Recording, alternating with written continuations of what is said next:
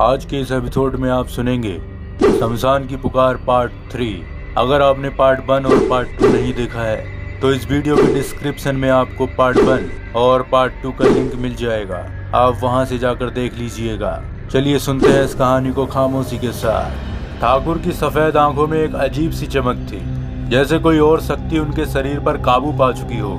विजय, रोहित, अमन और बाबा घबरा गए, लेकिन बाबा को समझने में देर नहीं लगी कि ठाकुर पर किसी और आत्मा का साया था। ये क्या हो रहा है बाबा? अमन ने घबराते हुए पूछा। बाबा ने गहरी सांस ली और कहा, ये केवल सविता की आत्मा नहीं है। ठाकुर के पापों ने कई आत्माओं को जन्म दिया है, लेकिन सविता तो ठाकुर से बदला लेना चाहती थी। फिर ये क्या है? विजय ने पूछा। बाबा ने कहा, क्योंकि ठाकुर अकेला दोषी नहीं था, बल्कि पूरे गांव ने सविता की मौत पर चुप्पी साध ली थी। तभी हवाएं और तेज हो गईं, आसमान में काले बादल छा गए और जमीन धीरे धीरे हिलने लगी। शमशान की तरह पूरे गांव पर अंधकार छाने लगा।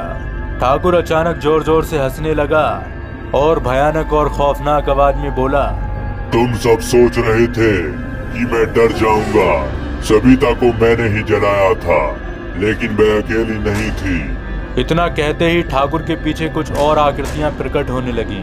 ये वे लोग थे जिन्होंने सविता के साथ अत्याचार किया था।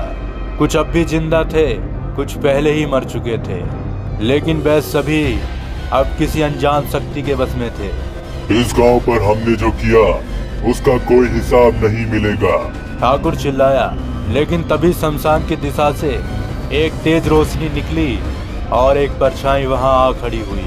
वह परछाई कोई और नहीं बल्कि सविता ही थी।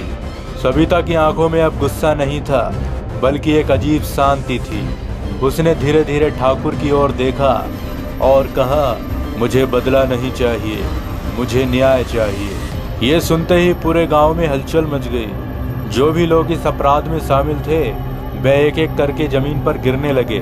ठाकुर जोर जोर से चीखने लगा, लेकिन वह हिल नहीं पा रहा था। ये क्या हो रहा है बाबा? विजय ने बाबा से पूछा।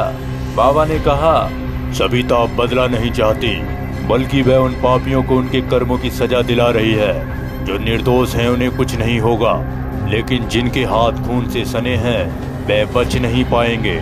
ठाकुर की चीखें धीरे धीरे शांत हो गईं। उसकी सफेद आंखें फिर से सामान्य हो गईं और वे जमीन पर गिर पड़ा। सविता ने आखिरी बार विजय, रोहित, अमन और बाबा की तरफ देखा और कहा, मैं अब मुक्त हूँ, लेकिन इस गांव के पाप अभी भी खत्म नहीं हुए हैं। इतना कहकर वह धीरे धीरे हवा में विलीन हो गई। शमशान में फैली भयानक ऊर्जा अब शांत हो गई थी। हवाएं धीरे धीरे थमने लगीं और आसमान फिर से साफ हो गया।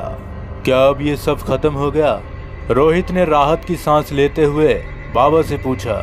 बाबा ने गहरी आवाज में कहा, अब सविता की आत्मा को मुक्ति मिल गई है।